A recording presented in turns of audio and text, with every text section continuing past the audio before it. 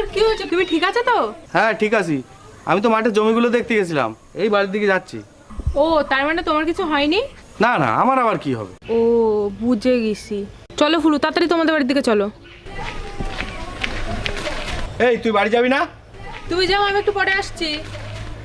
ঠিক আছে, তাড়াতাড়ি চলে আসিস তাহলে।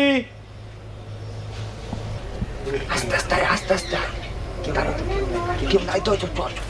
না না কেউ নাই, কেউ নাই, দাঁড়া, চল চল চল।